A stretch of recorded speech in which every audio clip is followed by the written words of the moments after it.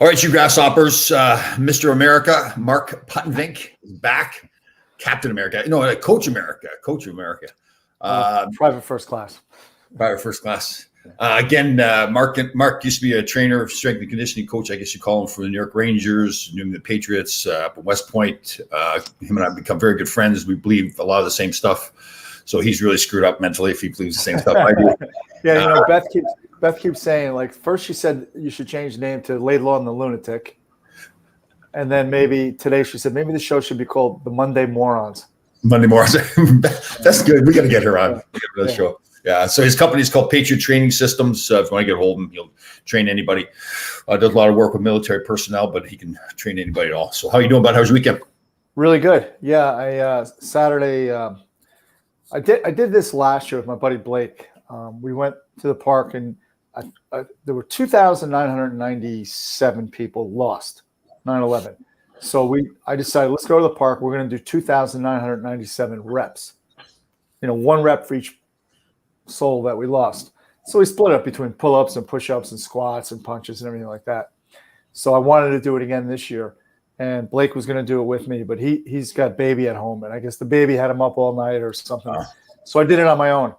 And so I did that Saturday morning. It took me 1 hour.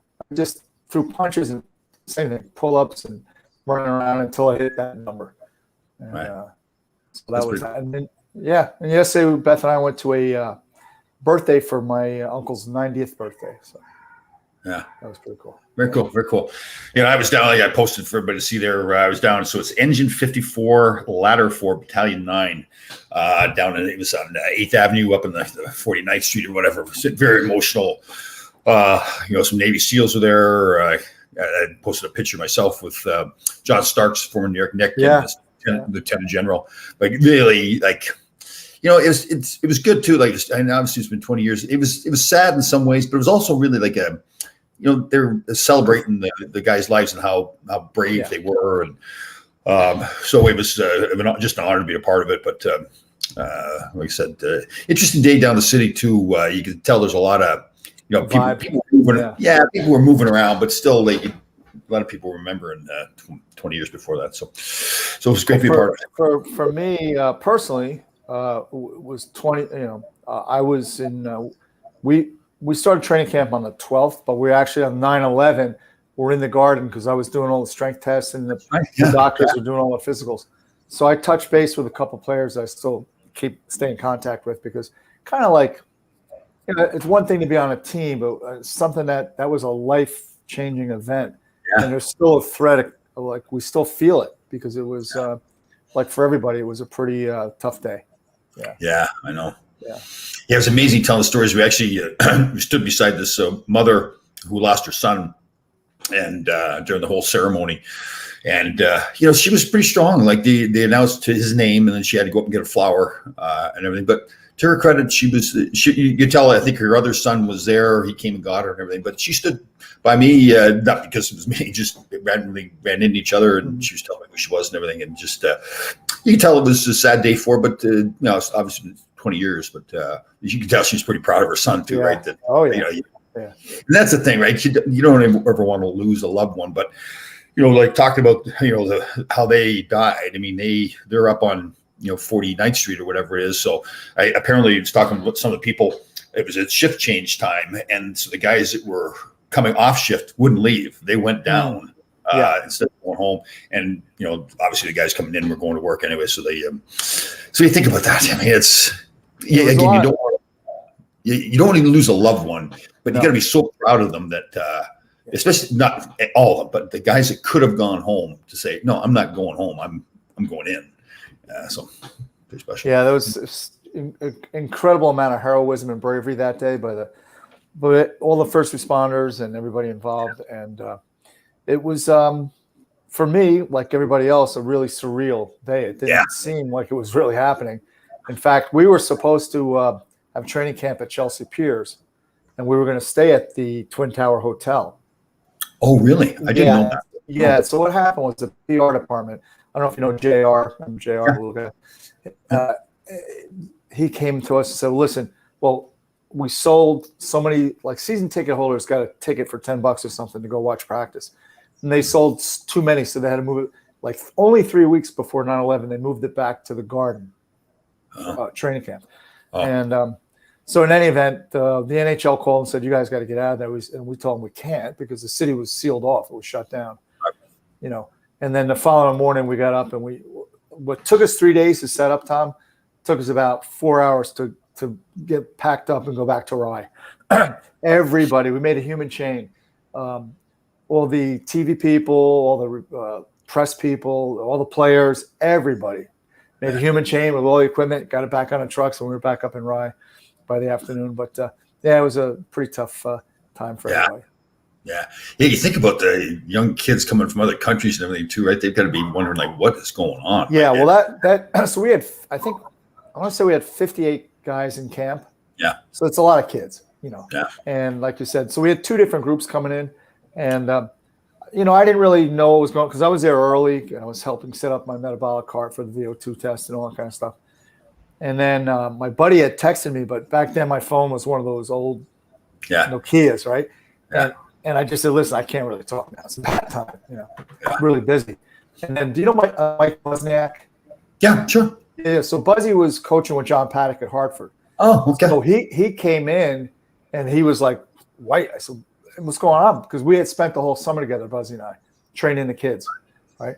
And he's like, the second plane, just another plane. What are you talking about? And then it finally. He didn't know at all. No, and then it finally, you know, like, wow, what's going on here? And you know, like halfway through Slats shut it down. He said, "Hey guys, look, there's nowhere for us to go. Do the best you can. We'll get through today. Put your game face on." But to your point, guys got guys from Europe and Canada and all over the place. A lot of them are kids, and nobody's phone was working. PJ Stock, who was in camp, his phone worked. He said, "Mark, you should take my phone, call your family," which was very nice of him. Yeah. But about a month later, Tom, I got one of the tests we do on the VO2. One of the things we look at is RER, which is respiratory exchange rate. Right. And there's a factor. If it's below, I think it was 1.25, meant that the athlete wasn't giving you his full effort. And you look at the timeline of the guys we tested in their RER, just about all of them, after we found out about what was going on, their RER was way less than 1.25, meaning they just couldn't focus. They couldn't really do what we really needed to do. And so what, everybody was staying downtown at that time? Yeah, we were staying at the Southgate Street. Oh. And then, in fact, we went over there for a team dinner. Probably didn't get in there till like 9 o'clock at night. So it was me and Rammer and Ronnie Lowe and the staff, and Dave Brown was our head scout, and we were all at a table. And then President Bush came on to speak, and then finally made it up to my room, and I couldn't sleep, and I'm finally going under like about midnight, and I get the whole building starts to shake because an F-16 flew over because they were still going up and down the river, periodically through the night. Because we heard so many crazy things, that there was a white van that was stopped on a GWB, and and then we're realizing, hey, we're in the Garden, we're on top of Penn Station. It was just crazy. Yeah, I know. I remember where I am here in Greenwich. I posted a video of it the other day where I'd go stand, we go out there, and you can see the towers. Yeah, I saw that stuff. And it's like, and we were. I think so. We started skating Tuesday. We were supposed to play Montreal in Montreal Friday night. That game got postponed, but then I think we played. It's been a while, but I think we played the following Monday down in Atlanta against the Thrashers, and for you and I and all the people here in New York, it was really still very visceral and very real. Yeah. But for people elsewhere, they were like so empathetic to our, And they came out and they gave us a check for $250,000 to bring back to the fire and New York Police Department. Really? Wow. Yeah. And I think we got another check from, I forget another one, but we go down to play Philly later in the week. And, preseason game against Philly in Philly. Yeah. I just kept running guys back in to give them ice. And so we played 2 full periods, and we go to the bench for the start of the third period. And that's when President Bush came on and gave the speech where he said, if you're a country that harbors terrorists, right. And the speech went on for like 20 minutes, and everybody's sitting there. And after the speech concluded, the referee, I forget who it was, skated over and told Ronnie, that's it, done. Oh, we didn't even play the third period. And I thought the fans were going to go, what, nothing. Everybody just got up and went home. It was crazy. It was really. I remember the feelings of the days after where, you go out and usually, people are honking their horns at each other or getting mad. It really seemed like everybody was just like quiet, and everywhere you saw were American flags and love the country and love each other. And it's sad that we've come in 20 years so far from that. But, and then for the first probably month or so, it was like, just crazy because it's a compressed schedule. That year we played just every other night. It was an Olympic year, so we really had to compress the schedule. But it was different for sure. We had can't remember. It must have been the 3 or 4 days after they had a thing where everybody was going to go out in their front porch with a candle. Yeah, and we did that, and that was pretty cool. Cool's not the right word, but but it's moving. It makes you feel part of a community and a fabric and a commonality and a purpose, which again, it's so sad where we are now. And it's even sadder that it takes an horrific event like that to bring people together. It shouldn't have to, but it does. Yeah. Actually, I miss this. Barry Shelley, again, thank you for your service, Barry. I know I keep saying that too, but just got to wonder if you guys been it. I didn't know about it till the day, but it's the guy that put it on for the fire department was actually at the event that was on Saturday. He's an old-time hockey player. I didn't realize he knew a lot of the former players like Steve Vickers when they played out in Long Beach and everything. I can't remember his name. Great guy. He was at the ceremony on Saturday morning, and good guy. He was one of those guys that, again, I hope I say this the right way. You can tell he wasn't sad about the whole thing. He was happy to be celebrating the lives of the firefighters. Right. So pretty good. Yeah, I didn't get a chance to see, but one of a good friend of mine, Ryan Knapp, he's an American League linesman. He did a lines. Oh, he did. Oh, yeah. They have a bunch of fights because they usually have a bunch of fights, don't they? I tell you, that's a real serious game. I mean, really serious game. It's like a game 7 almost. Yeah. Yeah. That's good. You know what, Stu and I, partly because of you and I, the stuff that we've done, the whole military and everything, I make a point now when I'm in the city, well, not just in the city, but it happens a lot more in the city because you're walking around. When you ever see a police officer, I like going up to them and shaking their hand and thanking them. Yeah. And especially on Saturday, being the 20th anniversary, because they lost men as well, men and women as well. So, yeah. So. And you just have to say to yourself, again, it's really sad that where we are and the way we look at law enforcement, but they ran into that building and didn't come out.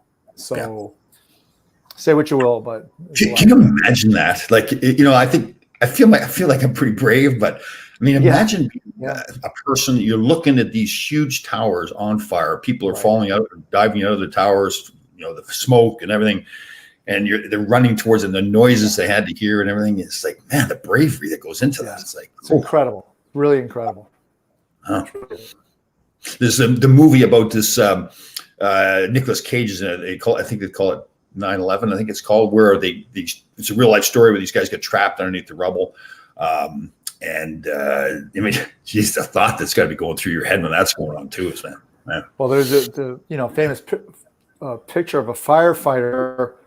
The truck got stuck in a tunnel, and he just grabs his stuff and he's running through the tunnel, and that's the last photograph of him. He was never even found.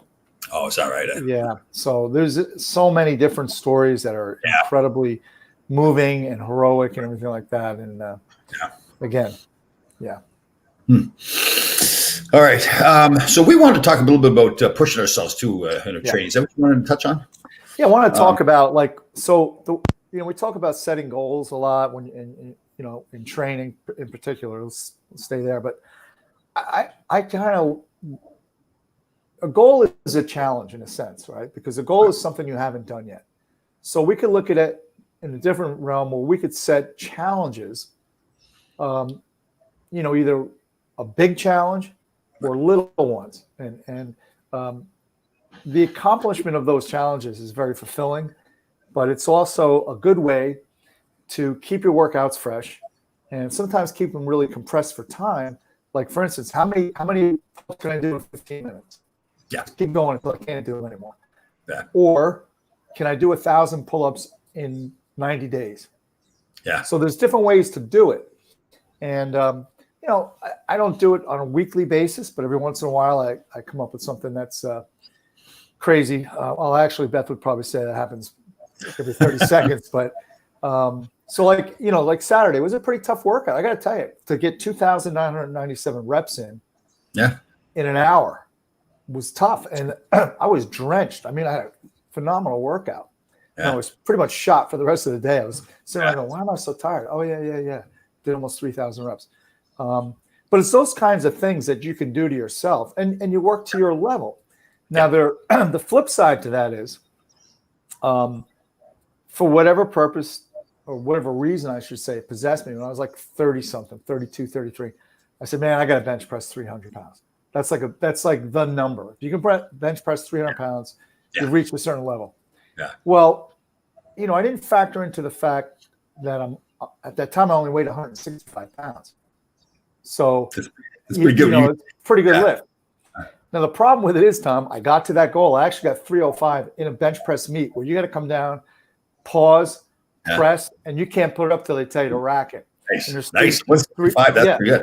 Yeah. There's 3 judges there with lights. You got to get 2 out of 3. I got all 3. But anyhow, now I'm paying for it because I can't sleep because my shoulders are all jacked up. So my point is, that goal I did achieve, but at the end of the day, was it really something I should have done? Yeah. Because it was just my body structure isn't built to lift that kind of weight. Here's the question, though. Would you do it again? 100%. Yeah, totally. You do it 10 times over, yeah. Oh, yeah. That's the funny thing about it, right? Is that you know later on you get hurt, you have aches and pains and all that, but you look back and go, still do it. Yeah. Absolutely. Yeah, definitely. Oh, yeah. The other thing for me, too, I like is even during my workouts, like I've told the story before, and we talked about it where you're doing the supersets, you're doing 2 exercises at a time. So you're using 2 different body parts. You should be using 2. So now you can go at a quicker pace. And I really like to try to get myself to the point where, let's say I'm doing 12 reps. Sometimes you can get to 8 and you stop for a second. I really want to try to push through that thought and not let myself stop. Right. Yeah. So if I get to that 8, just concentrate on 8, and then I'm concentrating on 9, and I'm concentrating on 10, and so on and so on. And then all of a sudden you're 12. It's funny how when you do that over and over, you've changed your mind so that now it's just an automatic thing. You just don't pause. You just keep going. Right. Yeah. Most of it really is. And we talked about this, like the Navy SEAL rule of the 40% rule. You really have 60% more to go. Yeah. You just don't tap into that reserve. And, it's mind over matter. Yeah. In my case, no mind, it doesn't matter. Yeah. But yeah, I mean, and those are the things, again, I think I just want to caution to make them realistic challenges. Yep. And, I'm never going to dunk a basketball. So I could spend all day, every day. It's not going to happen. But there are other things I can do. And one of the things I'm going to do is, now that the colder weather's coming in, and it might get snowed in, but this is what I'm going to do. The first time we get snowed in, I'm going to put up my pull-up bar in the house and going into the bedroom. Every time I walk in the bedroom, out of the bedroom, I got to do 20 pull-ups. Oh, really? 20? For the whole day. Yeah, for the whole day. Wow. Okay. So, something along those lines. Yeah. And that's why I tell people, even, so if you can't do all those kinds of pull-ups, it's something I've been doing forever, but you can do push-ups. So every time you go into the bathroom and come out, do 5 push-ups. Do whatever you can do. And you won't even, it's not like you're doing an hour-long workout. You're doing it throughout the day. Right. And that's. Yeah. And what I love about that is that it isn't just training the body, right? You're training your mind to do something that you think to yourself, that's a big deal. Then once you do it, it's not a big thing. I think I've told you a story before. I did a podcast, it must have been 2 years ago, with this former Navy SEAL, this Tom Shea. And I think he was awarded the Silver Star. He'd gone over to Afghanistan with the team of guys, and they were in this battle, and they're running out of ammunition, and they had to call in a bomb strike, and it was going to be so close. It was what they called danger close, right? Where they could have got hurt. So the bomb comes in, doesn't kill him, and knocks him back into this building. And I guess he was hurt bad enough or shook up bad enough that this is him telling the story that, he's laying there for a second thinking, do I just lay here and die or what? I guess, is this it or whatever? So, in this case, this is the extreme, right? I'm using this as an extreme example, but he gets up and he starts. And it's funny, like he was setting me up. He wanted me to ask him a certain question because he does a lot of motivational speaking as well. So he got to get up and start fighting. And I said to him, did something come over you? Like did some powerful moment come over you? and I could tell I asked the right question for. I didn't know that I was asked the right question, but I did. And he goes, no, not at all. He says, all I needed to worry about was I had an enemy at 3 meters, an enemy at 30 meters, an enemy at 300 meters. I needed to take out the enemy at the 3 meters, and then I had to move on to the next enemy. And it was interesting. He'd used that story. You could tell he'd used that story before in talking about overcoming challenges, overcoming things that come here, whether it's health issues, careers, whatever it is. So it was, and again, that's the extreme, but that's basically what it is with life and problems that come your way too. What he's explaining to you is something I've read many times in SEAL training is in combat, especially set small goals. Yep. So like the 3 meters, then I go to the next one, set small goals, compartmentalize things, and a lot of self-talk. There's an enormous, they really emphasize self-talk. Like, Tom, you can do this, or Tom, take that guy out. It's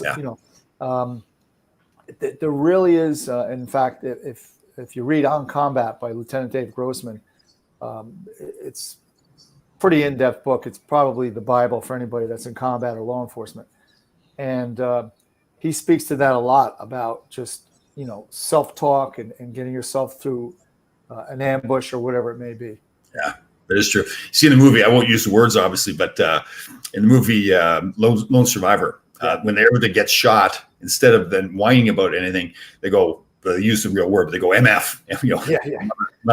So they're mad at the other guy that shot them. They're not whining about getting shot. They're mad at the other guy. Right. You can tell there's actually there's a guy, Lee Morrison, who teaches combatives in self-defense in England, and he self-talks. He gives himself a word as a trigger or a key word to perform a certain martial art move when he's in a real live ambush or combat situation, so that the body he doesn't think. Again, we talked about the frontal cortex in the wild brain. When the wild brain hears that word, he's been trained himself to do whatever it is, and and Tony Esposito, who may he rest, just passed away. He used to play 5-minute games. He said, I'm not going to let him score for 5 minutes. And when that 5 minutes was up, he played another 5-minute game. Yeah. And that's another way to look at things. Instead of it's like playing golf. You don't play 18 holes at a time. It's not even one hole at a time. It's one shot at a time. Yeah. I remember the great old Roger Nielsen, again, rest his soul, we lost him. But I was drafted by the Peterborough Petes. If anybody doesn't know, it's a junior team up in Canada. And Roger Nielsen was legendary up there as far as coaching. He did things like he would, if it was late in the game, a penalty shot, he would pull the goaltender and put a defenseman in. Ron Stackhouse. Yes, that's right. Yeah. And I think they didn't allow that after a while. They ruled against it, but it's brilliant. Yeah. But so I was drafted by them, and he started sending me a training program. And most people didn't train back then. Like my dad built a bench for me. He had the countertop from the kitchen left over a piece, and he put it onto a little bench there and got me some standing weights, but it worked. But I was going out doing a lot of running then, and I really never been like a long distance runner. And the farm, it's gravel roads and the whole bit. So we taught this. I was getting shin splints, and it was painful. But I learned, and it's funny how I guess I learned it from my father and grandfather with their mentality on the farm. But I'd run to need the telephone poles or the wires, the poles be in the ditch, and it'd be painful to say, okay, I'm just going to make it to the next pole, and I just got to make it to the next pole. Yeah. And it was interesting. I don't know where I got that. I guess I just grew up with that mentality that, listen, farming is a long process. I mean, you're baling hay all day long during the summer, and it's just hot. And my father and grandfather would just never quit. And they would build every wagon the same way, solid, and wouldn't move. So I got it from them. But it's interesting looking back. And I think I've told people this too. I've just about done a book now. And it was really interesting looking back at, how I was successful in anything I did and how much I learned from my father and grandfather, just instinctively, from being around them. So it was, my dad was in the Navy in World War II, and he came back, and he and his friend Al, who was in the Army, they bought a 2-family house. When they bought the 2-family house, in fact, it was the first house I lived in, there was no basement. The house didn't have a basement. So nowadays, the way we live, we call an excavator, we call a contractor, we get all these kind of quotes. No, they took out 2 shovels and they hand dug a basement. And that it's not here anymore. That's a very They would hire somebody to do it. Yeah. You'd be on a phone call, like I said, call an excavator, a contractor, getting this price, that price. No, they grab the shovel, They cleared everybody out of the way and they just started digging. Yeah. You know, I hope I say this the right way. This is going to sound terrible. I mean this more in this. I was in the city, and it's surprising how I guess I'm paying attention more to the health of other people, and it just you can see so many people just unhealthy, you know, overweight, and the vast majority of people walking around. And again, I'm not trying to say it in a negative way towards people. More like, you know, and this is you and I feel the same way. Like, God, I wish we could help more people get in better shape. You know, I think for me, it's I really have to control, not be judgmental. Yeah, right. And be more, you know, like, hey, can I help you? Because about a month ago, I'm in the 7-Eleven getting water, and a woman came in. She bought 2 packs of cigarettes, right? Yeah. And then put her mask on and walked out to her car. And I'm like, yeah. Yeah. I know.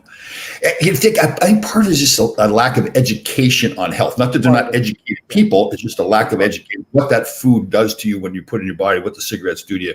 Yeah. Our good friend Ron Greshner has gone through his heart issues. We had a show last Thursday, and I gave him a hard time because the night before he'd gone out with his son to the casino, and it's late at night. It's like midnight or 1 o'clock. There's a McDonald's, so he went and got McDonald's. He wouldn't tell me what he got, but he certainly did get a salad. And again, I love him to death. He's like my brother, but I'm gonna spank him around a little bit because I just don't think he understands totally what the whole deal is and how much. And if you're listening, Gresh, I'm saying is a support to you, not picking on you. Of course, yeah. Well, the thing is, if we look at food just for what it is, food is for energy and for cellular repair. The fact that it tastes great is just totally. But it's really just for energy and cellular repair. It's the only reason we eat. Yeah. One of our listeners here, Tim, if I'm correct, battled cancer. I think it's in remission now. So one day at a time, 1 hour at a time. That's all it is. Yep, Tim, absolutely. Yep. Yeah. Good job. You know. So how are you doing with all the training? You were doing those things on the weekends where you had little clinics and stuff like that. You get more of those coming up? We've got another one coming up either next week or the following week. And the 25th, I'm doing a seminar here in New Jersey on, situational awareness. It's about 20 some odd women, situational awareness. And, here's what I want to say about the whole self-defense industry. A lot of it's good. A lot of it is in the middle, and a lot of it is also bad. And one of the biggest concepts that I try to get across to people is that, say I want to teach you knife defense. Like, what do you do if someone has a knife to your neck? Mm-hmm. Well, the first question is, how did that knife get on your neck? Did that dude just appear from Star Trek? So, it gets back to being situation aware, being able to understand threat recognition and all those things. So, I'm doing that on the 25th. And we're getting hopping again. And then very cool. I like the little video you had. Was that Saturday morning too? You went on. There's a little balance beam. It looked like you were playing. Yeah. It was wet and everything. That was cool. That's good. Yeah.